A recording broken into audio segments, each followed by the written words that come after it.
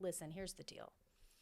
95% of your children will be a no for today. And if they come out of this room and they have a piece of paper in their hand, that means they have a callback. But 95% are, it's tough biz. Literally American Idol. It is. Yeah. And I'm standing there with Ryan Seacrest, like, I think they're going to be okay. I don't know. Like, I don't know if they have talent. Are they still at 4 and 6? 4 and 6. They come out, and I'm like, you know what? It's okay. And they're like, we know it's okay. And I was like, oh, thank God. And I literally turned into one of these stage parents overnight.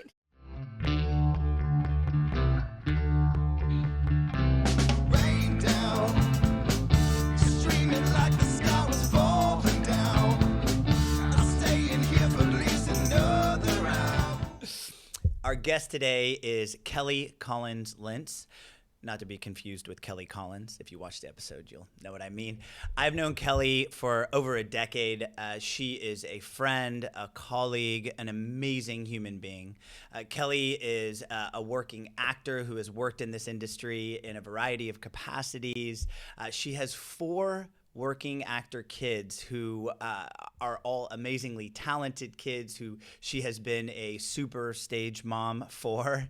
And Kelly also is currently producing a new project called Able, a really beautiful film that she is launching and hopefully next summer is going to be shooting. So she's just got a wonderful perspective. I love our conversations, and I love the fact that now I get to share those conversations with all of you.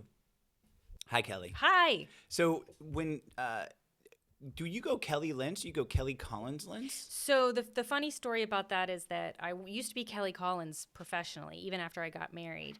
But when I joined SAG-AFTRA, which was back then, in the Pleistocene age, was still just SAG.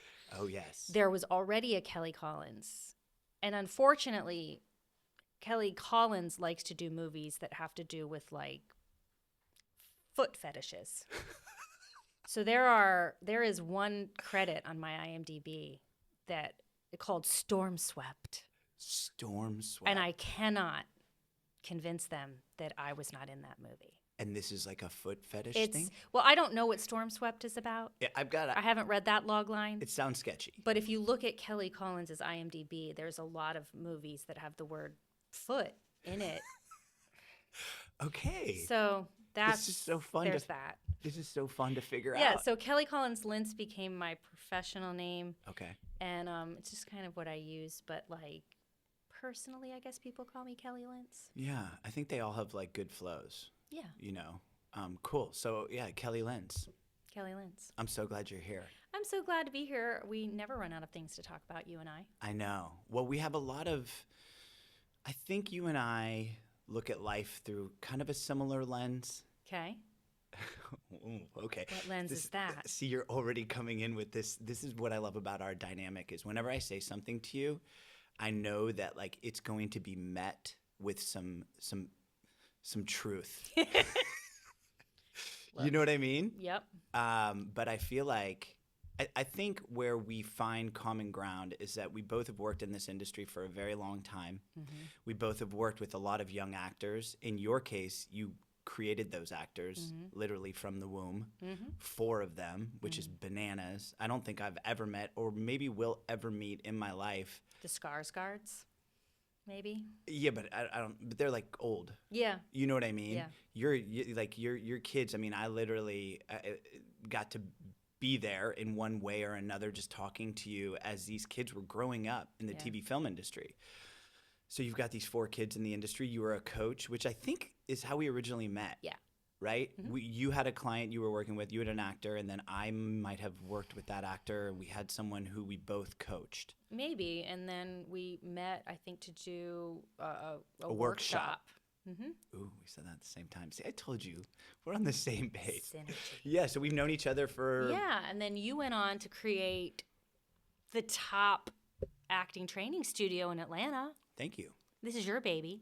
It is my baby, in addition to 2 babies. Yes. Which I didn't have when we first. No. Yeah. But, like, I've always been impressed with what you have built here. And whenever anybody says, hey, where should I send my kid? I always say here. Thank you. Mm-hmm. That means a lot, too, because I don't feel like you're someone who sugarcoats a lot. No. Not in this world. There's just no time. Yeah, but a lot of people do. A lot. I Yeah. feel like there's a lot of inauthenticity. Maybe that's one of the things I love so much about you. I feel like I'm just always getting the authentic Oh, Kelly. good. Well, thank you. I don't really know how to do it any other way. Yeah. Well, but I think in life that's something that we are craving is authenticity. Yeah. And I think so often we are having to deal with inauthentic interactions or individuals in a lot of ways. Mm-hmm. And I think you've always just been so authentic. And I think that's why I've loved our conversations. I mean, we've probably had conversations, I would be willing to say that have gone like over the phone, like 2 hours, Sure. you know? And I think because of that, it's allowed me to learn about you. And that's why I'm so stoked that you're here today. We talked about you doing the podcast years ago. Yeah. And now you're here and you have some really cool stuff that you have going on now. But why don't, as concisely as you could, can you talk a little bit about Kelly Lintz, the mom of actors, Mm-hmm. the actor, and then kind of where you have moved into the space you've moved into now, but kind of going back to where Sort of a broad timeline. a broad timeline. Okay. Oh, that was perfect. Grew up wanting to be an actor. Always knew from the time I was 4 that I was born for the stage. I love the look to camera. That's such an actor. Am I allowed to do that? Yeah, totally. There's no rules here. I had a spiritual experience in a church play when I was 4, where I said something funny. Like I only had a few lines, and I said one of them must have been hilarious, and the whole audience erupted into laughter. And even at that age, I knew they weren't laughing at me; they were laughing with me, and I had done something good. I had made people feel a certain type of way. And I literally have spent the last 50 years trying to recreate that moment over and over and over again, sometimes with greater success than others. And so I always knew that, but nobody in my family was in the industry. My parents had no idea what to do with me. Like, I think they put like a poster on my wall that said, "Go for it." Like that was their, that was it. that was their, like, I don't know. And I graduated high school, and I was not represented professionally. They had no idea about that. Neither did I. So I was sort of like that annoying person in school that was like in the school play and then in the community theater play. Like I was Leah Michelle on Glee before there was Glee, right? Oh, wow. Except she's more talented than me. Wow. And so they didn't know what to do with me, and they're like, well, I guess we'll send her to college to study theater, which I have thoughts about that we can share in Sure. a different segment. So that's where I went. I went to Penn State to study theater. They were not a musical theater school at the time. They are now. Back then, they were more straight theater, and I learned a lot there, especially about Shakespeare. Then what happened is my first regional theater gig out of college was in Orlando, Florida, at the Orlando Shakespeare Festival. And when I was there, a lot of the actors they would leave rehearsal to like go to auditions, and I'm like, what auditions? Like, is there another theater company, or do they need more Mickey Mouses? Like, what is happening? And they were going to commercial auditions, or they were going to auditions for some small shows that shot at Nickelodeon, which was at Universal Studios at the time. Okay. And I was like, oh, well, how did you get that audition? And that's when I realized, well, you need an agent.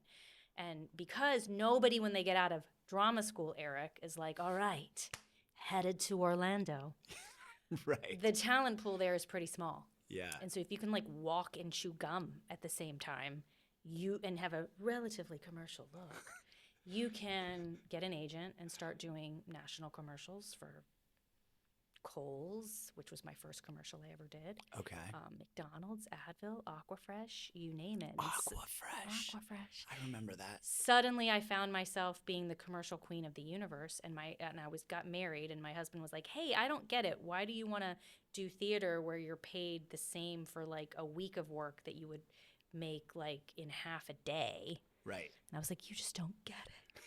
And so I transitioned to film and TV in Orlando and spent the first 10 years of my career there. Wow. 2001, we moved to Atlanta, and we basically were there on the ground floor of everything Atlanta has become. And it's really interesting because when I went to Orlando, all of my friends from school that had gone to New York, they would see me on these commercials or whatever, and they would call me because there was no social media back then. Or like, hey, did we just see you in like in a Super Bowl commercial?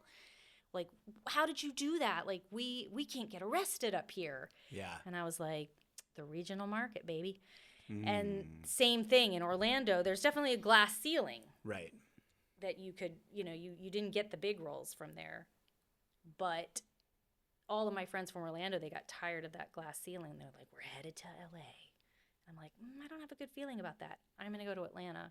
And again, same thing. They fell off the face of the earth. And they were like, how did you get a recurring role on One Tree Hill?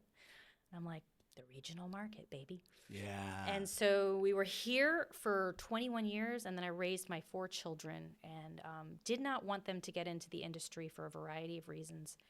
I'd seen too many bratty child actors, and I'd seen too many crazy stage moms, and didn't want either of those. But literally took my 2 middle children, who I was homeschooling, to an audition at Stillwell Casting. Yep. Melissa McBride was the casting director still at that point. Wow. And my kids were just there with me, and it was a commercial with all these other kids. And It was they, like a family commercial. yeah, thing? exactly. So Yeah. they would pair you up. Yeah. And my kids were like, what are all these kids doing here? And I was like, well, they're auditioning to be mommy's kids in the commercial. They're like, oh, well, are we going in there? And I'm like, no, you have to be trained really thoroughly, Oh, yes. to slide down a slide and blow bubbles, which is what they were doing in the room. Yes. And it looked really fun. Real and they were like, acting. well, can we just try? And I'm like, no. They were like very offended by this. Well, they were your actual kids, They and were you my- were literally telling them these other kids are better at being my kids than you are. Right. And so I said, well, we can talk about this when we get in the car. So we get in the car, and they're in the back seat, and I just see them like And how old are they at this time? 4 and 6. Oh my gosh, hilarious. My oldest was an athlete, and that was fine with me.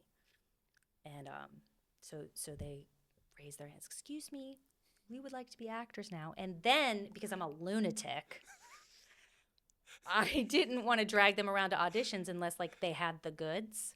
So rather than just calling my agent or the children's department of my agency, which was at the time was led by Joy Purvis, Yes. rather than doing that, I'm like, oh no, you're going to go to an open call. Why would you do I don't know. So I trained them.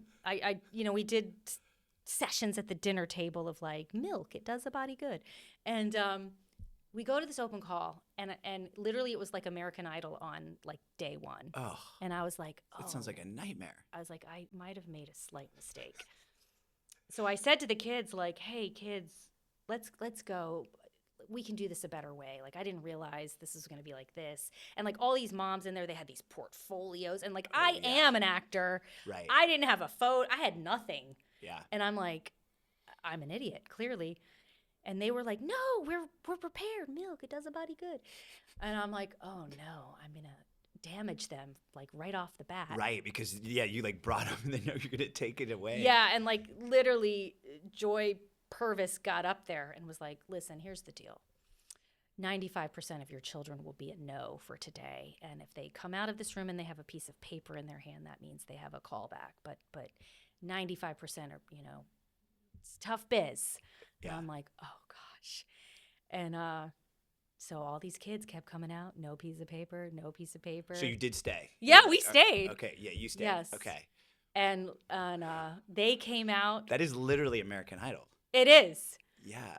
And I'm standing there with Ryan Seacrest, like, I think they're going to be okay. I don't know. Like, I don't know if they have talent. And to show you what I was in for, they came out of that room and they had hidden their pieces of paper in their pants to pretend like they didn't get one. And are they still at 4 and 6? 4 and 6. And I was like, I had been preparing my speech of like, listen, life is hard, and then you die. And So they come out and I'm like, you know what? It's okay. And they're like, we know it's okay. And I was like, oh, thank God. And I literally turned into one of these stage parents overnight. So how can you not, right? In that moment, it's like the whole situation is like created to like, there's like tension, and then, you know, it's like hopes and dreams like are all riding on this piece of paper, right? Yes. Yes. And but so they both got the paper. They both got They the got piece their of paper. golden ticket. They got their golden ticket. Okay. And now hold on. So Joy was your agent at the time. Joy was not my agent. Joy was the head of the children's department at my agent. Okay. Which is okay. why, and they were in different locations. Is that when it was Hot Shot? Yes, Hot Shot Kids. Way back. Way back. Yeah. And I didn't have any interaction with Joy because I was an adult actor. But I literally could have made a phone call and said, hey, I've got 2 live ones for you. And they probably would have. You could have walked them through the front door instead of Yes. going through this extravagant, like, American Idol Yes. experience where they're Yes. hiding paper and you're freaking out and like preparing Yes. horrible speeches about how the industry is just brutal and good luck doing something else. And then what's really funny is you had to then go to this day-long like introductory parent session to the industry so you could learn about the industry. And I was like, oh God, do I really, like, I'd been in the industry for 15 years by that point. Right. But like, I'm not gonna like try to get out of it. So we go to this session, and at the time I was playing a recurring role on a show called Surface, which shot in Wilmington, North Carolina. Okay. And Was that Finn Cannon's? uh-huh. Okay. And the Finn Cannons have literally gotten myself and my children some of the biggest jobs we've ever had. Right. Truly. Right.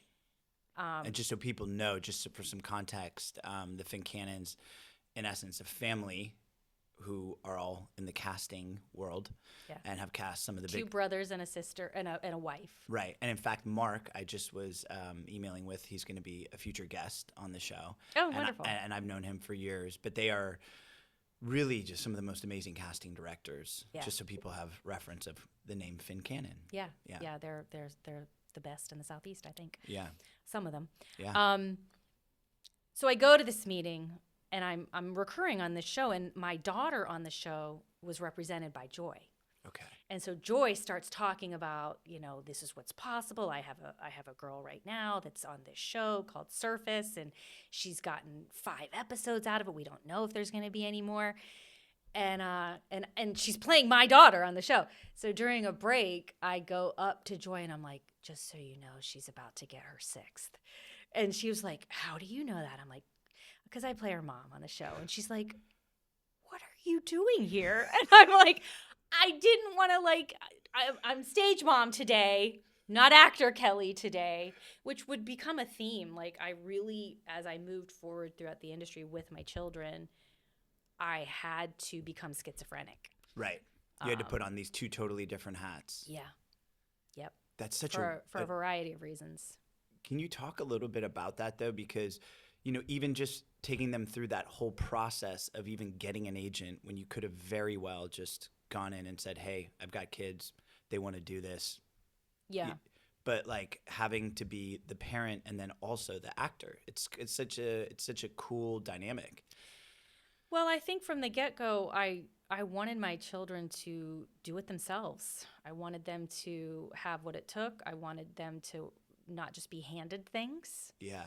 And so that was my initial thought there. And luckily it worked out. But what would happen is there is a vast dichotomy of how you're treated on a film set as an actor and as a parent of an actor. Any actor, or if you've been a parent of a child actor, you know there is a definite hierarchy on the set, from the executive producer all the way down to Background. the base camp PA. Right. Yeah. Yeah. Yeah. Or a background actor. And everybody knows inherently where they stand on that hierarchy. And if you're an actor, it's like you're at the top. What do you need? Yeah. Get her a snack. Yeah. Get her some comfort shoes. Would you like an Oscar? Can we get her an Oscar? You know, and you begin to believe your own hype. The very next day, you can walk on set as a stage mom, where it's like, please be seen and not heard, preferably not either. Yeah.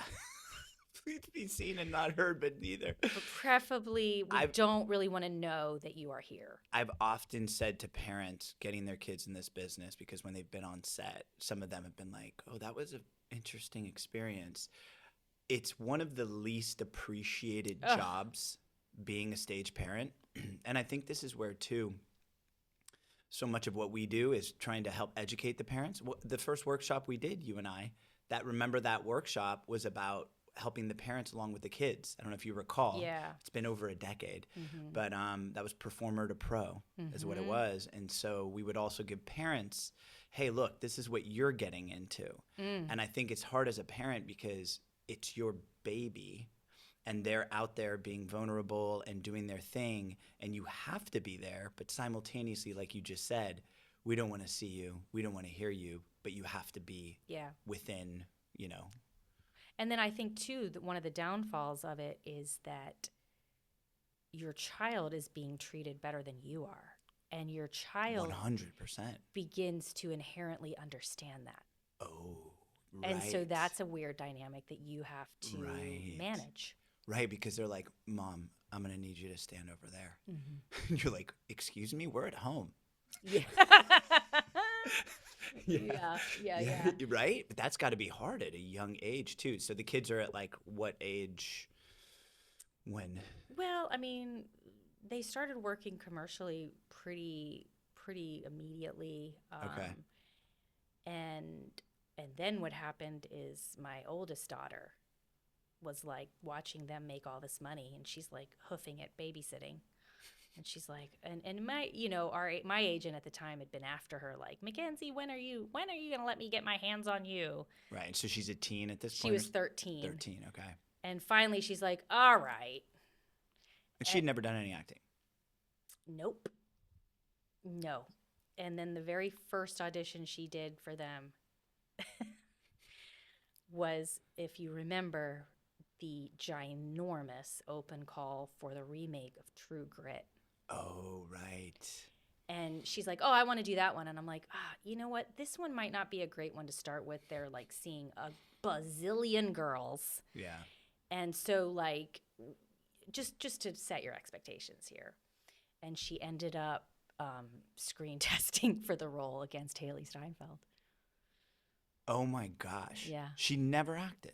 Not really, no. But, okay, but let's just before everyone thinks they can act, like, because we're talking about this right now, right? And this is a kid who hadn't acted and now literally is going up against, well, Academy Award nominated for that. And the only reason she got the chance is because they literally were looking everywhere. Right. But also, I think, while your kid hadn't been acting, just through having a family of actors, it being around her all the time, you know, having a mom who grew up acting, having these siblings who are acting, she is in a unique place. You know what I mean? Sure. Right? So Yeah. I don't think, for most, if they were going to go in to a True Grit audition, most 13-year-olds who'd never acted in any capacity, I don't think they're necessarily going to have as much going for them as Mackenzie. Yeah, I mean, that, and I think, you know, there was some inherited ability there. Right. She just knew what she was doing right off the bat. That is because I do think some kids have it, and some kids don't. Totally. And I think some can be learned. Like, if you have bread, if you have dough, you can make. That's what I always told my parents. Like, I can make really great bread out of dough, but if there's no dough, I can't make dough out of nothing. When you were talking about working with young actors, you mean? Yeah. Yeah. I have some interesting thoughts on all of that. I think it depends on where we want to take it to, right? Like, if you give me a really good engine, I can probably make a Ferrari. But if you give me, like, a Toyota Corolla and that, I could still probably help you make a really solid. You could put a good coat of paint on it. Yeah, and we can get it to run super smooth and get some great MPGs, and you could feel good about that car. Yeah. And which could lead to who knows what, right? So, but there are for sure some kids where, like, when I first started working with them, you know, and maybe they've done theater or whatever, but, like, there is something in there. Mm-hmm. It's this gift of it's a maturity, it's An a inherent poise. understanding, yeah. Yeah. And some of those attributes, I mean, it's really hard to teach someone poise. I mean, I think you can help guide them there, but if somebody has a maturity, a poise, a confidence, a connection, it's like these little kids. Like I have some little kids I work with. This little girl, Hattie Marie, I think she's like 10 or 11, and Shay Griffin just cast her in this project through SCAD. Shay worked with this producer, kind of came back for some casting stuff, and they saw a lot of girls.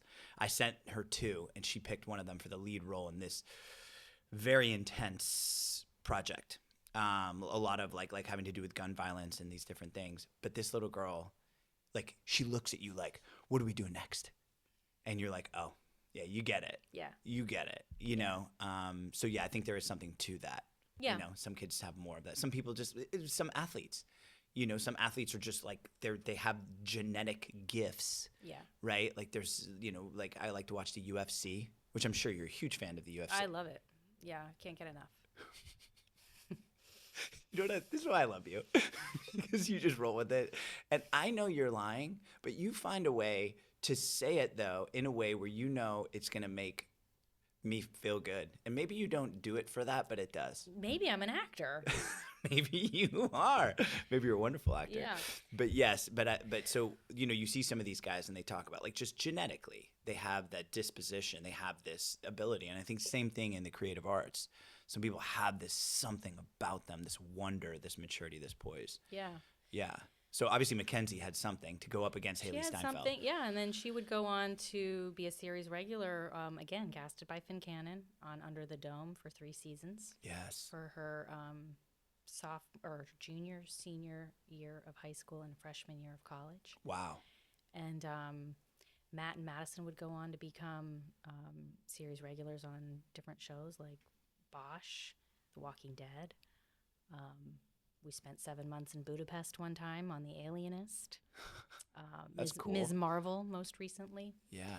And then my youngest, he just thought it's there was no question. He just thought you make your bed, you do your homework, and you tape an audition. Doesn't everybody do that? Right. Yeah. So, so they all ended up working all the way through their childhood. And so for probably about 10 years, it was my husband and I's full-time job. Right. To get them where they needed to be, in addition to, me still trying to work and all of that. So You working as an actor. Mm-hmm. Right. Gosh, what a wacky household. It was a wacky time. And I have a unique perspective on just stuff nobody tells you. Right. Yeah. Like an example.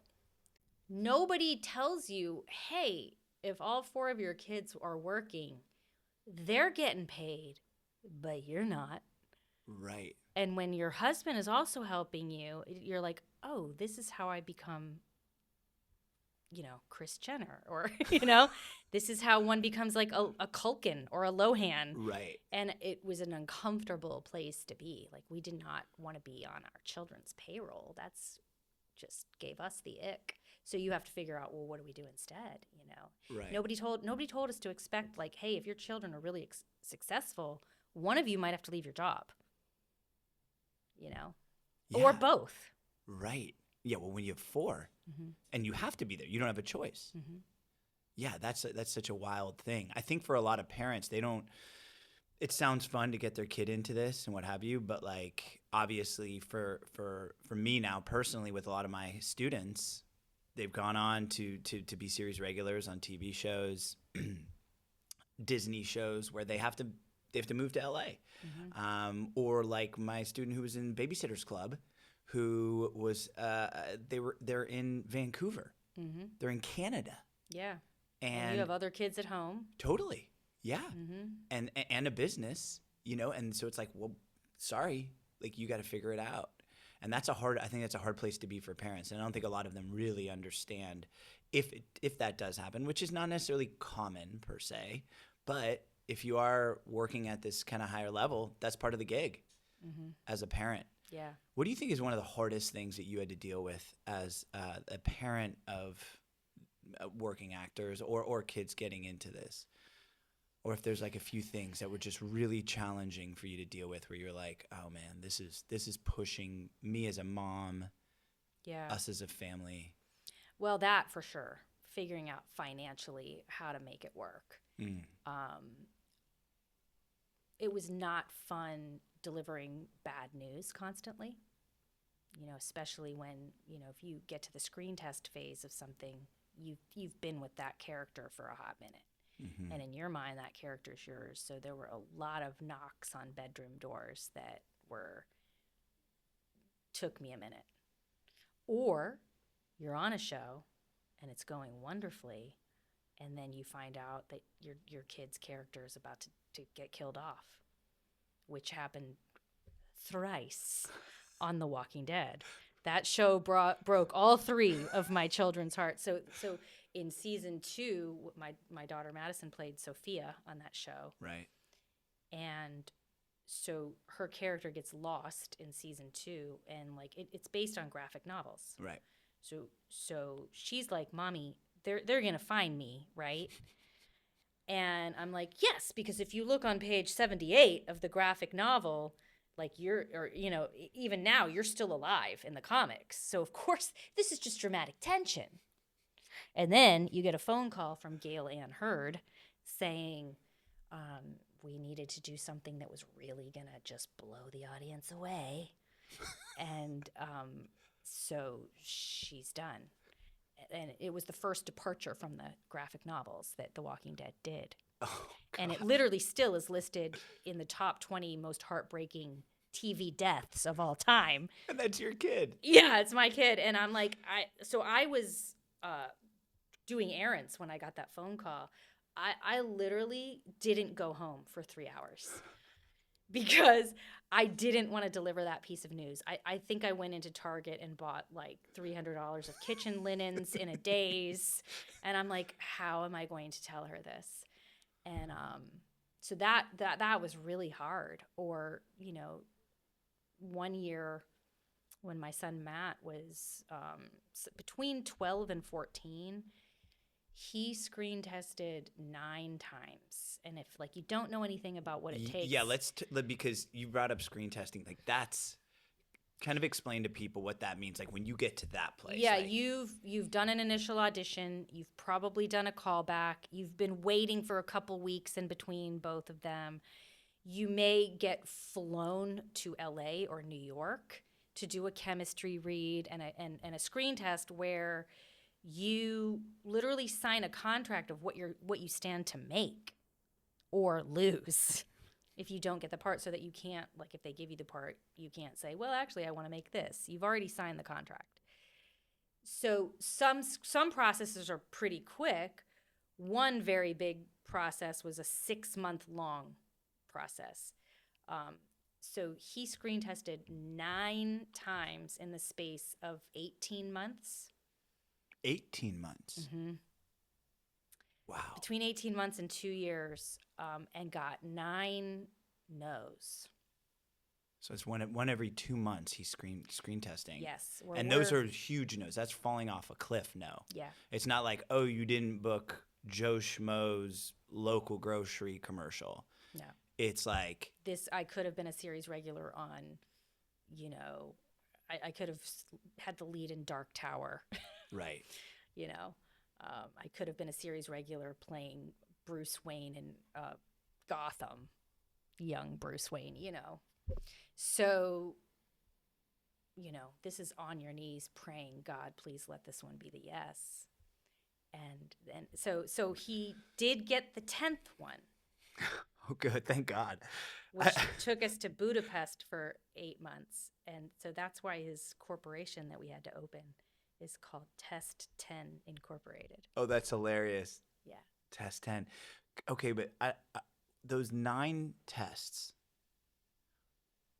those 9 massive quote-unquote rejections, right? I just hate the word rejection because it's just stupid, in my opinion, in that, they're not rejecting you. If they rejected anyone, it's the 1,000 submissions beforehand. Yeah, there's some kids that never screen test ever. Ever. So you're thinking your agent's like going to drop you, and they're like, oh my gosh, we have someone that's screen tested 9 times in 2 years. Like they think they're like, it's just a matter of time. It's just a matter of time. But that's a lot of screen tests. Oh, it and was how old is he brutal.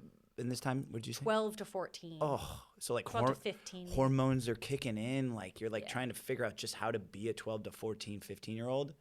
And then on top of it, like dealing with that. How, if you don't mind me asking, like how did he deal with it?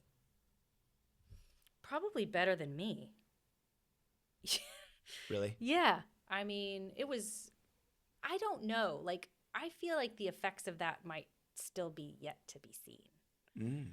Because I do think that can change your brain chemistry somehow, or your view of yourself, even if you inherently are being told by your reps, by the adults in your life, listen, if you're not getting to this phase regularly, you shouldn't even be in the game. But like, still, your body doesn't understand that. Right. So there's a lot of stuff going on of like, I'm a failure, or they don't want me. Right. I'm almost good enough to do this, but not good enough. Yeah, like I think you tend to, and I as an adult, I mean, I think I'm past it now, but where I understand that you can be unbelievably good and still not get the part. But as a 12 to 15-year-old, your body doesn't understand that. And so it really does make you question, like, hey, did I do the right thing of letting my kids be in something this brutal? Like I always would say, I'm not sure if I'm teaching him perseverance or if I'm just allowing abuse.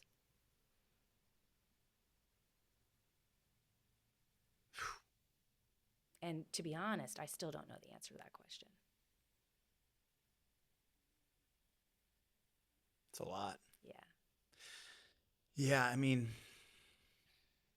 yeah, it's hard. I mean, I guess, so you have this very close personal relationship to being the parent of kids in this industry, because you are literally a parent. I have the, I want to say privilege, and I do think it is a privilege, to be in this place where I've been with hundreds of parents. I mean, I've worked with thousands of actors over the years, but I've had hundreds who have been in that place where it's right at that cliff and then didn't, or right at that, gotten so close, so close, so close. And this is where, to bring things full circle, you were complimenting catapult acting and talking about how this is a place for training and really equipping actors, giving them the tools necessary to do this thing. But I think just as important as that, what I do my best to do, and I also instill this into our coaches, is like, okay, we've got an artist, we've got this actor who's here, but they are a human being, and they are going to have to persevere what, I mean, can almost feel like abuse in terms of just like psychologically, to have to go through these ups and downs, and again, with our industry, it's so weird. And actually, I mentioned this on a previous podcast, where it's like, what makes us different than being a high level athlete, which is a low percentage thing, is that if you score more points, you're the guy that they're gonna want, right? If you run faster, you win. But in this industry, like you said, you could be delivering the best work, but it doesn't necessarily constitute booking a job. Mm-mm. And so psychologically, that's got to mess with you as well, because you're like, I don't even know, like what is it, right? Yeah. And it's hard enough for us to compute as adults, let alone a kid, I almost feel like there should be, because like they have sports psychologists. Mm-hmm. I almost feel like there should be child actor psychologists. Well, I don't want to. I don't want to call myself a doctor, but because I'm not one, except with Hyatt, which is a whole nother story. When Hyatt asked, they asked Mr., Mrs., or doctor, I was like, call me doctor. So whenever I get my Hyatt emails, it says Dr. Lingvall. We've got a But no, I'm not a doctor. Far from it. But I will say, I have had many students, a few of whom are literally sitting with us right here in this wonderful room. Shout out Jesse, Kate, Jalith, another student of mine as well, and colleague. But I can tell you, like, with my students, I approach it as much as someone who is there to help them emotionally through this process and psychologically through this process, as much as I'm here to teach you what can help up your game as an actor, as an artist. Yeah. I mean, so much of what I hope to do with all of the actors who come through our doors is to help them become what I have sort of this phrase in my mind, which is also the title of my book, which in all transparency, I've been really slacking on, but I need to be better with that. And I'm going to be better with that, but I don't want to go down that rabbit hole right now. But this idea of being an empathetic warrior, and where you can be strong and you can be confident, but also finding this sense of empathy that allows you to feel, but to take care of the human being underneath the artist, and to figure out how to really strengthen that sense of self so that when you don't book a job, you understand that's an actor who didn't book the job, and that actor, I've mentioned this before, but I like this concept, is a commodity. It's not you. It's actually not you. It's a thing that they're looking at, but it's not you.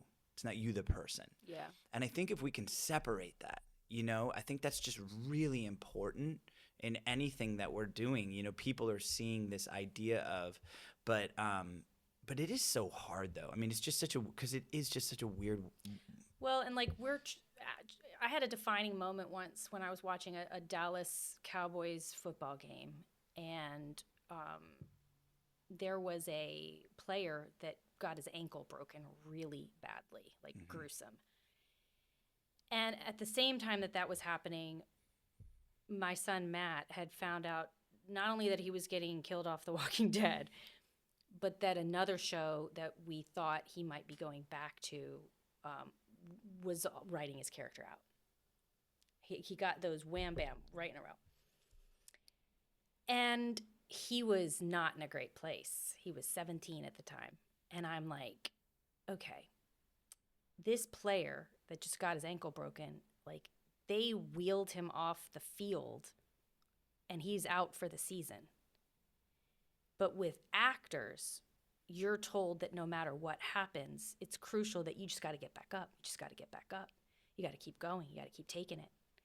And for the first time, I was like, he just got his emotional ankle annihilated. And I'm going to make him get back up? So that was the catalyst for the first time of us. He was just about to be a senior in high school, and we said, we've decided while we still have control of you that you're done for right now. You're going to take your senior year off. He had never stopped working from the time he was 4. I said, you don't even, this is the kind of crap, I don't know if I can cuss on this podcast. Crap is fine. This is the kind of stuff you're going to have to deal with in this industry for the rest of your life, where they don't care about you. They care about the bottom line. They don't care about you. Yeah. Is this really what you want for the rest of your life? And it may be, but how are you going to know if you never don't have it in your life? Right. So you've never not been an actor. You don't even know what it feels like. So you're going to go to school. You're going to get a real job in the real world, and you're just going to be a kid, like a regular kid. And then after that, if you decide that this is really what you want, you'll at least know what it feels like to not have done it. And I can, like, in good conscience say, as a parent, I gave you that opportunity, and your success as an actor wasn't more important to me than your psychological well-being and your mental health. So he did that, and he had just signed with CAA. Oh gosh. And I And had if people don't know who that is, it's literally the biggest agency in the world. yeah, and I had to go to them and say, I am so sorry, but he's done for a hot minute, and I don't know if he's going to come back. And he was okay with that. Like, did he push back? No, That's cool. I think he was also ready to just take a minute. Right. Yeah. Well, it's like you said. It's like the guy with the broken ankle. Yeah. It's like, yeah, maybe let me just not try to run on And this. he was successful. Right. He had worked a ton. It wasn't like deciding not. It wasn't like quitting. Like where if you audition all the time and you don't ever get anything.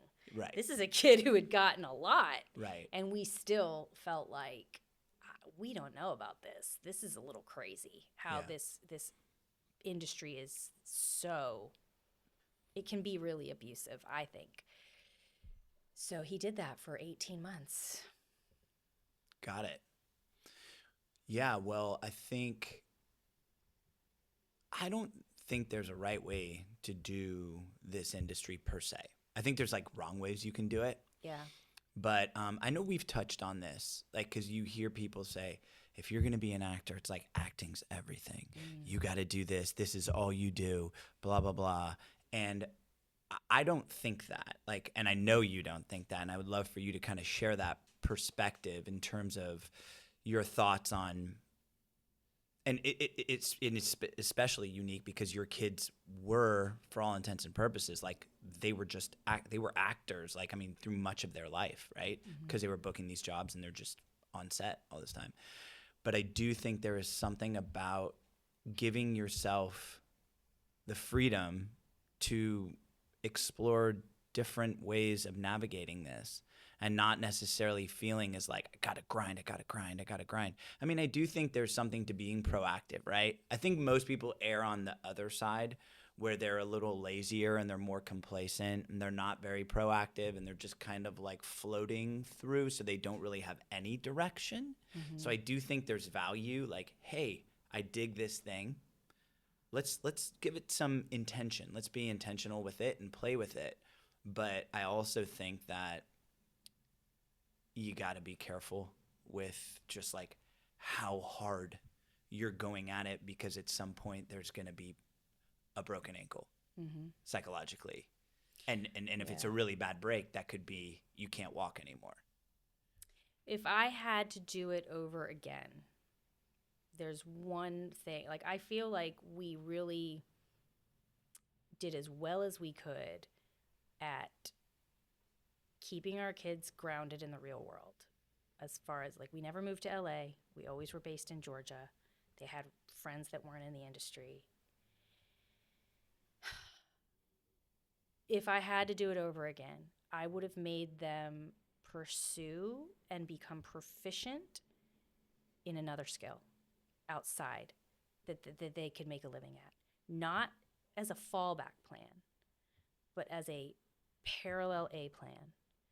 I would have had them do it for psychological reasons, and I would have had them do it for financial reasons, because you can. I just saw a interview with Taryn Manning. Do you know who she is? Orange is the New Black. Oh, yeah. Has had a very successful career. She just said on a podcast, yeah, I have less than $10,000 in my bank account right now.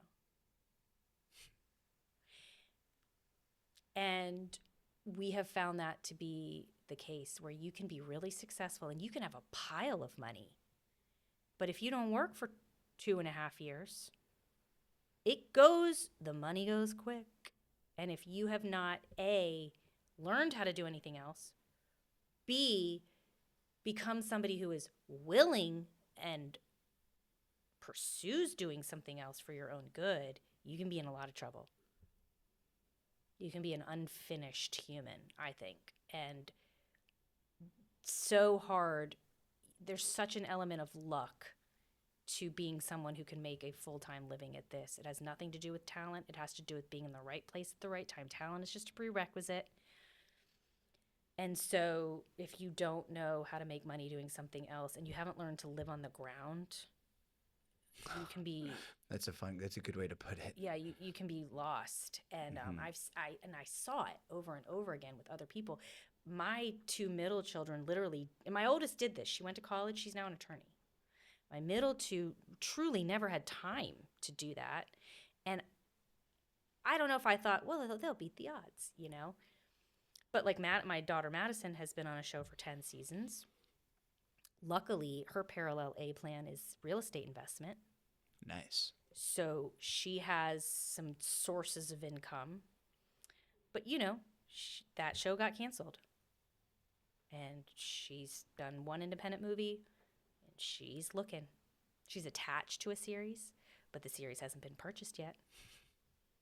So what good is that, you know? So she went and got her Pilates certification. So she's teaching Pilates. Heck yeah. Which, good for her. Great. You know, and I used to tell parents, they don't need to go to college to be an actor. And I still believe that. Right. I still believe that. Yes. But what I now say is they should absolutely either go to college simultaneously, because you can be 18 months after Matt took the break and came back, he went to Auburn University. Mm-hmm. And in his freshman fall, was the COVID fall. Mm-hmm. When the industry started coming back, everything was online. Mm-hmm. So he booked the biggest job of his life on a Zoom call in his dorm room. That's awesome. So now I tell people, go to college. Go in-state as cheap as you can. Right. So that if you have to drop, it's not that big of a deal if you get a series regular gig. But chances are you're not. Yeah. And so be developing your parallel A plan. Yeah. 100%, or you are going to be a very bitter 50-year-old. I love that parallel A plan. Yeah. I remember you mentioning that at another workshop we were doing. And I do love that concept. I think I've always called it like a collaborative plan, right? So it's not a holistic plan. A holistic plan. A well-rounded. Let's be a whole person. Because let's be honest. To me, the people that are actors, only actors, I'm only allowed to be an actor, and even though I'm 55 and I still haven't made it big as an actor, I'm still an artist. Like, those people are insufferable. Am I wrong? No. Yes. I mean, I know some of them.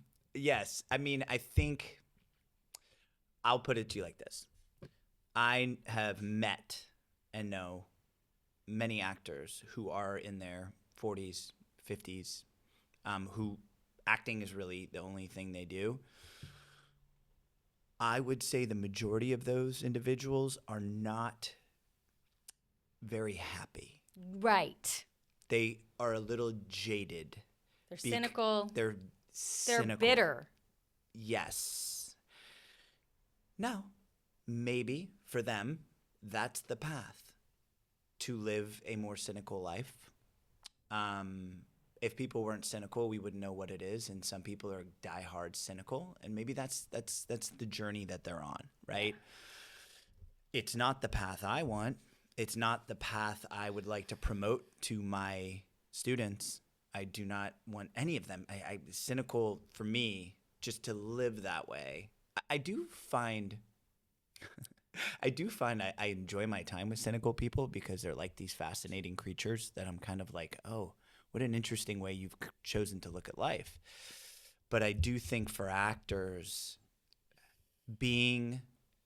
thinking outside of I'm just an actor, in whatever that is. So I think where I would give a parallel A alternative would be if a kid doesn't necessarily want to go to college per se, I would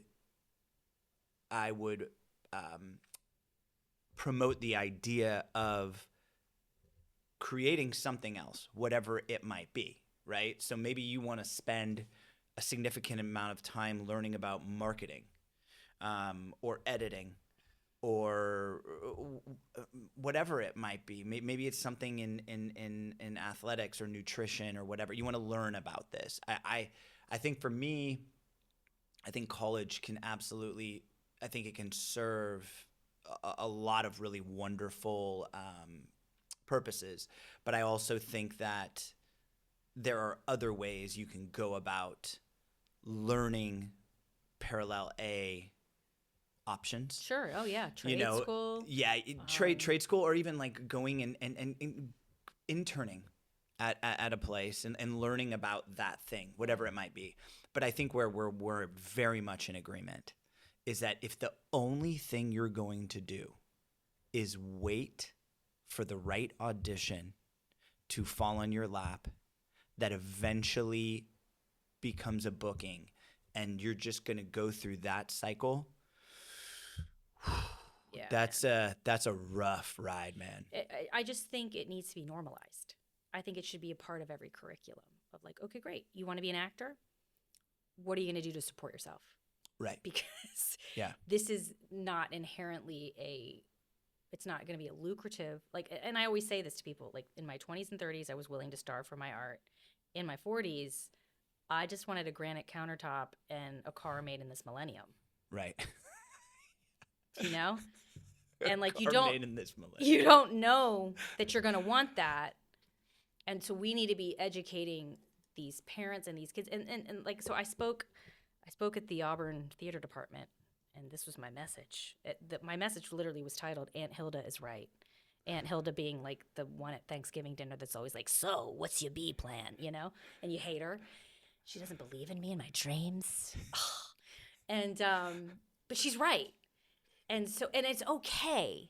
Yeah, totally. It's everybody needs this. Even like I worked with Jen Garner on a movie once, and she's like, "Oh, most of my money does not come from acting. It comes from my endorsements." Now, granted, those are also done by acting. Right. But like even she is realizing, and who else was saying the need to be a businesswoman outside of I can't remember, and I won't be annoying and try to, but even A-list actors understand that it can all go away in a hot second. Right. And you need to have something else to do, and you probably, don't want to be driving DoorDash Right. at 50. Yeah. So my criterion for a parallel A plan is, will you want to do it when you're 50?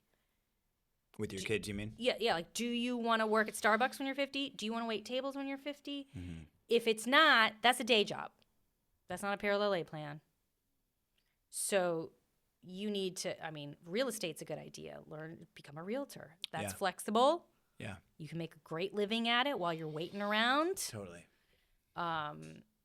There's so many more options than there ever used to be. Totally. Programming. AI, like there's all these like opportunities I'm seeing with AI right now. Marketing, social media, websites, editing, drone. Become a drone operator. My wife just started working with this guy who's a drone operator who does stuff for real estate. And it's like, there's all these different things you could do. That you have full control over that path from the perspective of like, if you put these right pieces in place, it is very likely that this could work. And sometimes it will be the very thing that allows you to continue to art. Yeah. My own example was when all 4 of my children were working, like I said, we ran into the problem of like, hey, like, who is paying the mortgage? Is it you this month? Because it's not me. And I got involved in social media marketing with a health and wellness company, and I basically sold their vision. And I went to the top of that company, and I made 6 figures, and I could do it from – I doubled my paycheck while I was in Budapest, Hungary for 7 months because I was to be seen and not heard, preferably not either. So I had to be doing something. So I was building that business while he was acting. Yeah.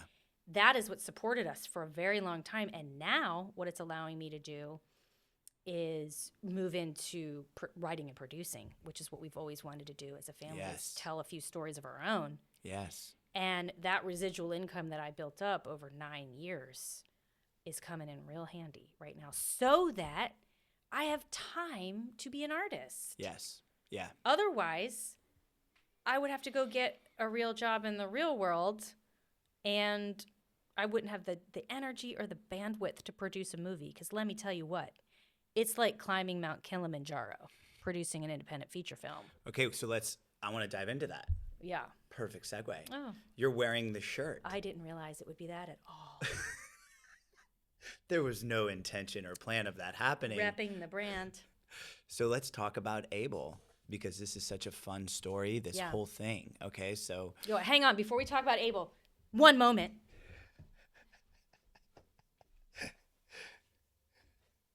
Oh. Just a sec. Oh my gosh. I'm an Abel ally. An Abel ally, and it's upside down. Yeah, that's the trend right now. Did you know that? I don't Upside know. down words? No, I don't know. Yeah, I my don't know. marketing person was like, "Oh, you got to do it upside down." I'm like, "But I can't." No, don't even think about it. Just do it. Well, I College kids guess love it. from the perspective of it makes me look at it harder. Yes, maybe And I'm that's like, it. what is, Abel Alley? And then I'm like, what's Abel Alley? And then you're like, "No, it's ally because grammar." Oh, right. Well, in my defense, But a lot it of is people, upside down. You're giving me feedback because you can't imagine how many people are like, "What's an Abel alley?" And I'm like, Right. "Do we not know how to read?" Ally, right. Yeah. All right. You know you were just talking about me right there, right? When you were like super condescending. Yes. And yeah, okay, yes, cool. but I wasn't looking at you, so it doesn't count. So yeah. Abel So ally. because I'm an ally. Ally, right. So Yes. Abel Ally. Okay, cool. So let's talk about Abel. So Abel is our first feature film that we want to produce. And Our by being- we, I mean me. Right. And it's the story of a mother who gives birth to a baby with Down syndrome and then moves heaven and earth to help her redefine what's possible. It's based on a true story about the Kosmolsky family. They have changed 9 laws that affect the differently abled. Kayla, the daughter who has Down syndrome, is the first teen with Down syndrome to win a state pageant title. She was Miss Delaware Teen 2024. The movie isn't even about that because she did that after I finished writing it. And I was like, hey, maybe we could not keep doing great things because I can't You keep gotta editing. keep changing the script. Yeah. So this movie is actually about her journey to become the woman that could win that pageant. And she graduated with a high school diploma, which is unusual. Honor Society, she was a varsity cheerleader. She's now an NCAA cheerleader, an advocate in Washington. She's unbelievable. And Wow. So this movie is about their journey. And really, you know, there's been a lot of movies out there that employ actors with Down syndrome. Mm-hmm. Peanut Butter Falcon, I love that movie. Where Hope Grows, Yeah. great. Champions, more recently. There's never been a movie that celebrates the diagnosis. And studies show that families that have a child with Down syndrome tend to be happier and more fulfilled. But nobody knows that. Yeah. I want you to talk all about this, but I want to add one little thing. My Aunt Bowie, who I'm going to go see next week, I remember her telling me how she worked with kids who were had Downs. And she said, when you walk in that room, you never in your life have felt such a sense of happiness. She's like, I walk in there and I can feel my body just elevate with happiness. So, and I'll never forget her saying that because it's an interesting thing. But so coming back to that. I found that to be true too. They're just the most pure, loving, kind, happy individuals. And it's almost like everybody needs to take a lesson from them. Yeah. Really. Right. But what happens is when parents are given this diagnosis, either in utero or if it's a surprise at birth, they're not told that message. They're basically given doom and gloom. Your life's a lot harder. Yeah. They're not going to be able to do very much. This is going to be a burden. And it's not true. And so there's conferences, there's organizations like the National Down Syndrome Society that are designed to tell parents how many resources are there to help them. There are more influencers that I can count that devote their platform to sharing why that community calls themselves the lucky few. Oh, is that like their Their hashtag is the lucky few. because they realize how lucky they are. But if you are just somebody like me, the average person who's not affected by it, I'm not going to the National Down Syndrome Congress, which was just in Dallas last week. I'm not going there. I'm not following these influencers. So if I'm a young mom that gets that diagnosis, I'm left with the opinions of people who don't know. And this is why somewhere between 70 to 90 of all fetuses that are diagnosed are terminated. And in some countries, it's 100%. And that's tragic to me. What's even more tragic is there are quite a few, and I know I can count 5 personally, that got the diagnosis, went on to have the baby, and it did not have Down syndrome. Oh, wow. So you have to wonder that's how many of interesting. that 70 to 90 are terminated completely based on false information. Interesting. So what's far more likely to happen, we got to get, if the doctors won't share that information, and I know this is true because my daughter just had a baby, and at her first OB appointment, they're like, you're going to want to get the genetic testing so that you can know whether or not to terminate. And that's literally how they put it. And she sort of let them know how she felt about that because she's me in another body. But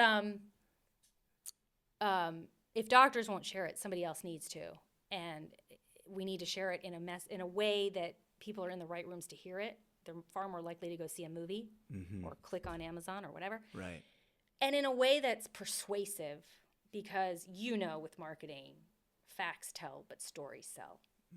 So if I can get people to just listen to a story and see how a mother went from devastation at birth, which she did, to utter joy by the time that baby's 18, the best way for me to do it is to just tell you a story. And that's sort of my mission as a storyteller. I want to tell stories that produce positive change in the hearts and minds of humanity in a variety of facets. And this is just my first one. Cool. But it's literally the hardest thing I've ever done. That was such a fun. You were like, and it's so good and enlightening, but I am like. But I'm about to die. I'm about to well, I think that is so cool. I'm genuinely excited about that. I really love the way that you presented that in terms of, like, it's not just about a film with someone who has Down syndrome, but it's really exploring like how we look at this in utero, and like, and this idea of like if we can kind of shift that, and instead of like, oh my gosh, I'm so sorry. Yeah, and that's what most people say. I'm so sorry. Right. And these people are like, oh, you don't get, like, really what doctors should be saying is, whoa, you just lucked out. Right. That's what they should be saying. Yeah. Because that's the experience of most of the, all of these parents. And also we want to normalize presuming competence. These kids are able to do a lot more than you think. And parents need to be taught that so that they don't give up before even presuming competence in their child. And it's a fight right now. It's a fight to mainstream them in school. It's a fight to get them to go to college. And I'm not saying that you're only valuable if you get a high school diploma if you have Down syndrome. There's plenty that won't be able to do that, but they should be allowed to if that's their choice. It should be easier.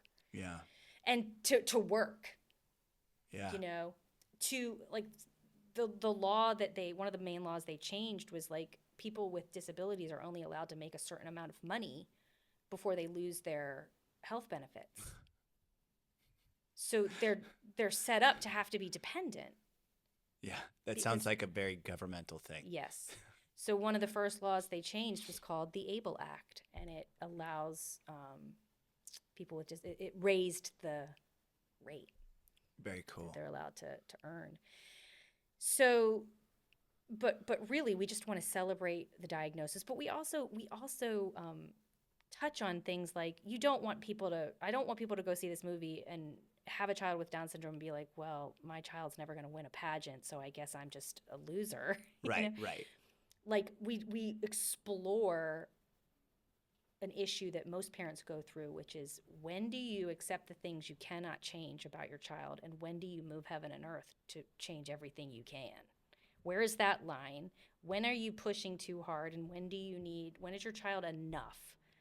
And that was sort of Amy's, she'll admit, her fatal flaw. She was a tiger mom. And she made a lot of things happen for Kayla. In some cases, it would end up discouraging the very people she was trying to encourage. And so just like any parent, and I could relate as a stage parent. Right. Of like, when am I pushing too hard? And when is this just abuse now? When am I setting them up for failure? And when am I teaching them to be resilient? Sometimes I don't know. Yeah. You know, and she didn't either. And so I think any parent that goes to see this will relate to that internal battle of a mother just trying to do the best for her child. So it's a message for all audiences, not just people with Down syndrome. But we mainly want to change the narrative. I love that. Yeah. So that's what's on the horizon. That's what we're trying to do. We want to film in Auburn, Alabama. That town gets behind this issue. Like businesses are coming on board with us as sponsors. Both cities, the city of Opelika, which is right next door. Yeah. So it's like any town, USA. A Hallmark movie must be shot there someday. Well, you know what else is there? One of the best pickleball facilities in. Oh. Yeah. Yeah. Yeah. Well, I played at it. Have you? Yeah. Okay. I think if it's the one you're talking about. Yeah, it's massive. Yeah. Yeah. So they are like, I walked into my meeting with the city just to see if they would get on board with me. And they were like, yes. And I'm like, I haven't asked for anything yet. And they're like, we don't care, whatever it is, yes. And I'm like, okay, I need $1 million. Not that. But they're like, you can film in our square and our main street for free. We will give you any other filming location that's public space. We will shut down the streets for you. We will provide police support. We will, whatever you need. Massive. Because they want film to come there. Yeah, that's so cool. Yeah, so we're going to do it there. Hopefully next summer. We've got about $300,000 raised. All right. And we're just trucking along. Well, Abel, if anybody's watching this, listening to this, and you want to contribute to something, it sounds like there are some opportunities to do that. We have, we're doing traditional investors, of course, but we also have a 501c3. Cool. So if people want to consider us in their 2025 charitable giving, they can go to ablemovie.com. And there's lots of fun little perks for different levels of giving, things like getting your name in the credits, being entered to win tickets to the premiere, our Able merch swag bag. So yeah, you can give there. If you live in Atlanta and you want to come on over, like one of the things I'm trying to do while I'm raising the money is reduce my budget. So we're gonna have a lot of volunteer background actors. So if you've ever wanted to do that, come on over to Auburn for a day. So cool. You can get in touch with us. Either you can, and really what I need people to do is follow us on Instagram, Able Movie. Cool. Because we're trying to build our audience. That's one of the main mistakes independent filmmakers make, is they spend so much time trying to raise the money, and believe me, I get it, that they forget to find their audience. So you know how they say most climbers die on the way down? Right. That's what happens with indie filmmakers. So we don't want that to happen. We want to be able to go to distributors and say, I've already got 50,000 people waiting to see this movie. Yeah. Do you want it? Right. You know. So cool. Yeah. I love that. Well, I've always loved our conversations. Me too. I'm really, and I mean that. I really mean that.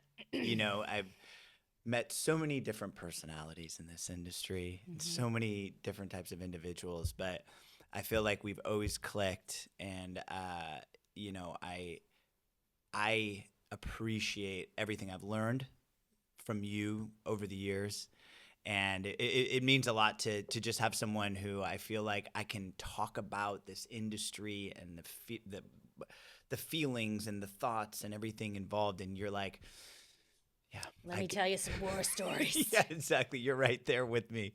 Yeah, I should probably be calling you regularly, going because you know my kids are all in their 20s now. Yeah. Being like, hey, warn the parents about this. You know, like I should have been updating you on like the pitfalls. Well, who knows? That can be, we can turn that into something Do a else. regular feature of like, Yeah. because I'm still learning you know, as we go. Yeah.